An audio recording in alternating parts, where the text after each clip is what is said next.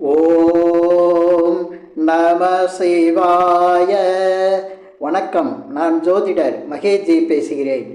எல்லாமும் அமைந்த கணவன் மனைவி பிரிவதும், எல்லா குறைகளும் இருக்கும் கணவன் மனைவி சேர்ந்து வாழ்வதும் ஜாதகத்தில் இந்த அமைப்பு இருக்கும். இந்த தலைப்பில் நான் இந்த பதிவில் பேசியிருக்கேன். இப்போ பார்த்திங்கன்னா, எல்லாமும் அமைந்த கணவன் மனைவி பிரிவதும் அப்படின்னு சொல்கிறதுக்கு காரணம் என்னென்னா, இப்போ கல்யாணம் ஆன பிறகு கணவன் மனைவி ஏதோ ஒரு காரணத்தினால பிரிஞ்சிடுறாங்க. அவங்களுக்குள்ள ஒரு பிரிவினை வருது. இந்த பிரிவினை அதுக்கு ஏதாவது ஒரு காரணம் சொல்கிறாங்க. ஆனால் அந்த காரணம் இல்லாமல், அவங்களுக்கு காரணமே கிடைக்காம இருக்கக்கூடிய விஷயங்கள் பார்த்திங்கன்னா, இப்போ தொழில், வேலை, அது மாதிரி கேரக்டரு, வருமானம் இல்லாமல் போகிறது, குடும்ப கஷ்டம், அதே போல் குழந்தை இல்லாமல் இருக்கிறது, அதே போல் நோய், இந்த மாதிரி ஏதோ ஒரு பிரச்சனையை பற்றி சொல்லி அவங்களுக்குள்ள ஒரு பிரிவினை வருது. கணவன் மனைவிக்குள்ளே ஏதோ ஒரு பிரிவு அவங்களுக்குள்ளே ஏற்படுது. இப்படி கணவன் மனைவிக்குள்ள பிரிவு ஏற்படுறதுக்கு இவ்வளோ குறைகள் இருக்கக்கூடிய ஒரு சில குடும்பங்கள் பார்த்திங்கன்னா, கணவன் மனைவி சேர்ந்தே இருப்பாங்க. எவ்வளவு பிரச்சனைகள் இருக்கும். அவங்கள சுற்றி குழந்தை இருக்காது, வசதி வாய்ப்புகள் இருக்காது, கேரக்டராகவே ரெண்டு பேருக்கும் பிரச்சனை இருக்கும். அதே போல் வருமானத்துக்காக ரொம்ப கஷ்டப்படுவாங்க. இப்படி பல விஷயங்கள் இருந்தும் ஆனால் கணவன் மனைவி ரெண்டு பேரும் ஒற்றுமையாக இருப்பாங்க, பிரியவே மாட்டாங்க. அது எதனால் நடக்குது? அதே சமயத்தில் எல்லாமே அவங்களுக்கு அமைஞ்சிருக்கும். நல்ல குழந்தை இருக்கும், நல்ல வாழ்க்கை வசதி வாய்ப்புகள் நிறைய இருக்கும், எல்லாமே அமைஞ்சிருக்கும். அவங்களுக்கு குறை இல்லாத வாழ்க்கையாக இருக்கும். ஆனாலும் அவங்களுக்குள்ள பிடிக்காமல் பிரிஞ்சிருவாங்க.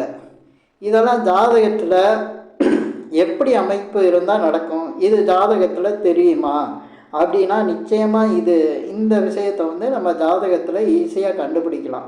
இந்த அமைப்பு உள்ளவங்களுக்கு குடும்பம் இப்படி தான் அமையும்.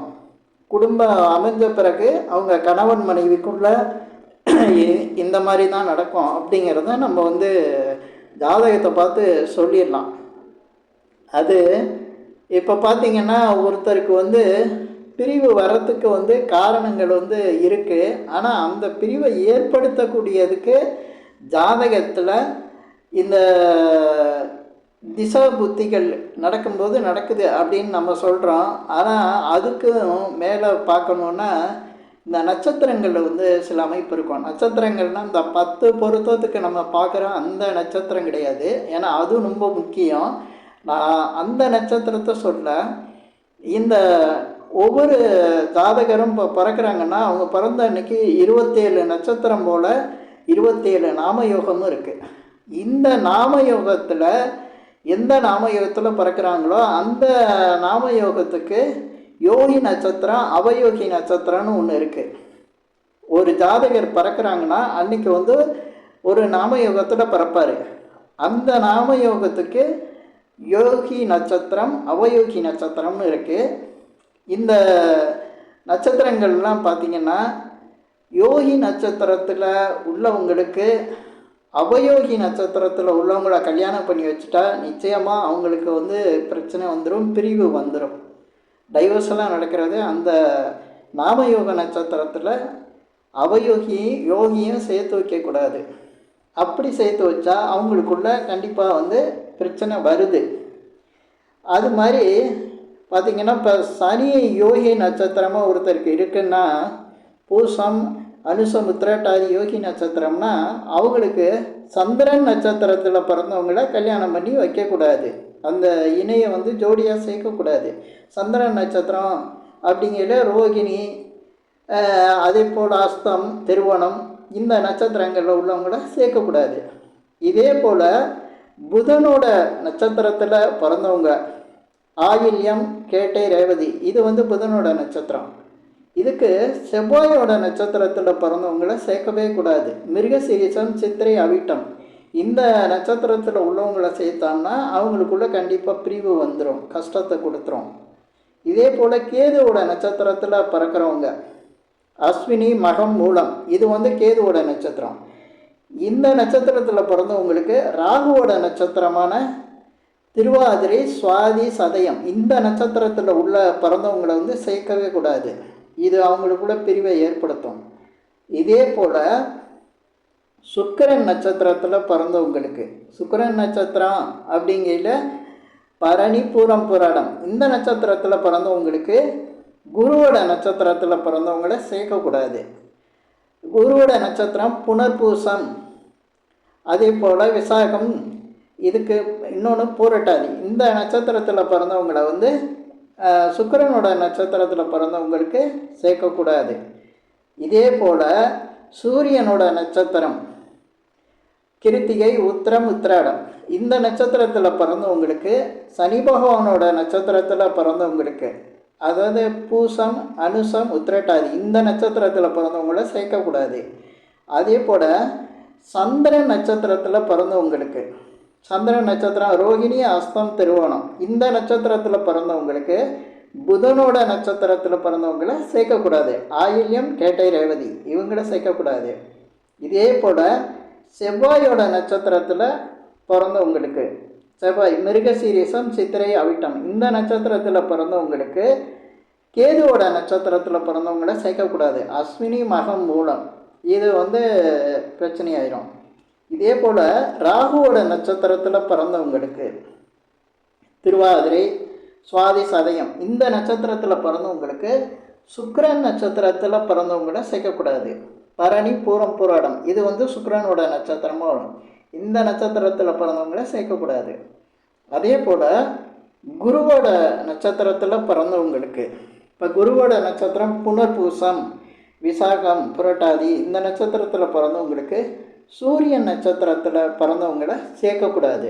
சூரியன் நட்சத்திரம் அப்படின்னு பார்க்கும்போது கிருத்திகை உத்திரம் உத்திராடம் இந்த நட்சத்திரத்தில் பிறந்தவங்களை சேர்க்கக்கூடாது. இப்படி இந்த நாமயோக நட்சத்திரத்தில் யோகி அவயோகி நட்சத்திரங்களை சேர்க்குறவங்களுக்கு தான் இந்த பிரச்சனைகள் வந்து, இந்த கணவன் மனைவியே அமைஞ்சிட்டாங்கன்னா அவங்களுக்கு வந்து அதிகமாக பிரச்சனைகள் வந்து உண்டாகுது.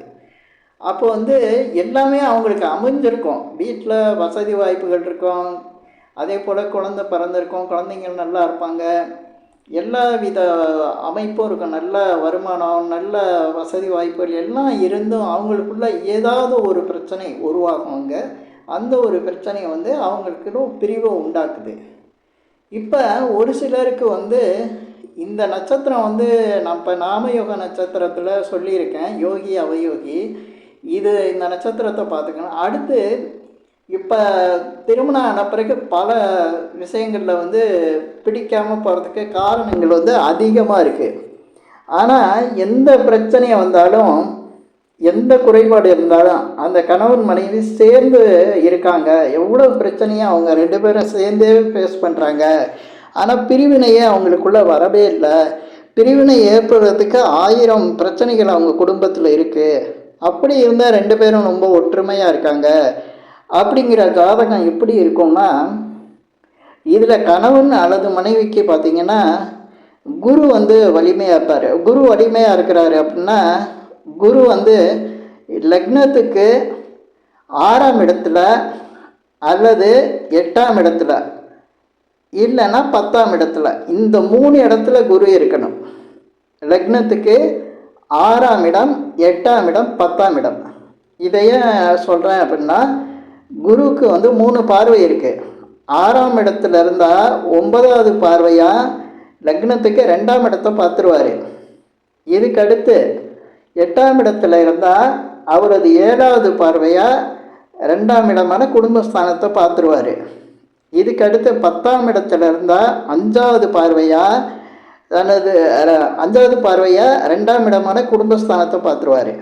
இப்போ குருவோட பார்வை வந்து இந்த 6ஆம் இடத்துல இருந்து 9ஆம் பார்வையாகவும், அதே போல் 8ஆம் இடத்துலேருந்து 7ஆம் பார்வையாகவும், 10ஆம் இடத்துலேருந்து 5ஆம் பார்வையாகவும் 2ஆம் இடமான குடும்பஸ்தானத்தை குரு பார்க்கறதுனால கண்டிப்பாக எவ்வளோ குறைபாடுகள் இருந்தாலும் அவங்க குடும்பம் வந்து பிரியாது. கணவன் மனைவி பிரிய மாட்டாங்க, சேர்ந்தே இருப்பாங்க. குழந்தை இல்லாமல் இருக்கும், வசதி வாய்ப்புகள் இல்லாமல் இருக்கும், 2 பேரில் யாருக்காவது நோய் இருக்கும், 2 பேருக்குமே எதுவுமே சரியாக அமையாது. அப்போ கூட 2 பேருக்கும் பிரிவினைங்கிற அந்த எண்ணமே வராது, எல்லாம் ஒன்றாவே இருப்பாங்க. என்ன எத்தனை பேர் ஏதாவது ஒரு சில பேர் வந்து அவங்களுக்கு ஏதாவது ஆலோசனை சொன்னால் கூட அதெல்லாம் கணவன் மனைவி விஷயத்த மற்றவங்க பேசக்கூடாது அப்படின்னு சொல்லி அவங்கள விளக்கிடுவாங்க. அந்த அளவுக்கு ஒற்றுமை வந்து அந்த கணவன் மனைவிக்குள்ள ஒரு நல்ல ஒரு அமைப்பாக இருக்கும். இதில் குரு வந்து 6, 8, 12லலாம் இருந்தால் உங்களுக்கு குடும்பம் நல்லா இருக்குன்னு சொன்னேன்ல, குடும்பம் வந்து பிரியாதுன்னு சொல்லியிருக்கேன். அதே சமயத்தில் குரு 6, 8, 12 இருக்கும்போது கூட சந்திரன் சேர்ந்து இருந்தால் அவங்களுக்கு திருமணங்கிறது ஆகாது, திருமணம் ஆகாமல் இருப்பாங்க. ஒரு சிலர் சொல்லலாம், எனக்கு 6ஆம் இடத்துல குரு சந்திரன், 8ஆம் இடத்துல குரு சந்திரன், 12ஆம் இடத்துல குரு சந்திரன், எனக்கு திருமணம் ஆகியிருக்குன்னு சொல்லலாம். அது வந்து ஜாதகத்தில் தவறான நேரத்தை குறிச்சிருப்பாங்க. சந்திரன் வந்து முன்ன பின்ன இருந்திருக்கலாம், அதை வந்து 6ஆம் இடத்துல ஒன்றா போட்டிருக்கலாம், அதே போல் 8ஆம் இடத்துல ஒன்றா போட்டிருக்கலாம், 12ஆம் இடத்துல ஒன்றா போட்டிருக்கலாம். ஆனால் சேர்ந்து உண்மையிலே இருந்தால் அவங்களுக்கு திருமணம் ஆகாது. திருமணம் ஆகியிருந்தாலும் பிரிஞ்சிருப்பாங்க, குறைந்த காலம்தான் இருப்பாங்க, திருமணம் ஆகிறதுக்கான வாய்ப்புகள் இருக்காது. இப்படி இப்போ இந்த பதிவில் வந்து எல்லாமும் அமைந்த கணவன் மனைவி பிரிகிறாங்க, எல்லா குறையிலும் இருக்கக்கூடிய கணவன் மனைவி சேர்ந்தே வாழ்கிறாங்க.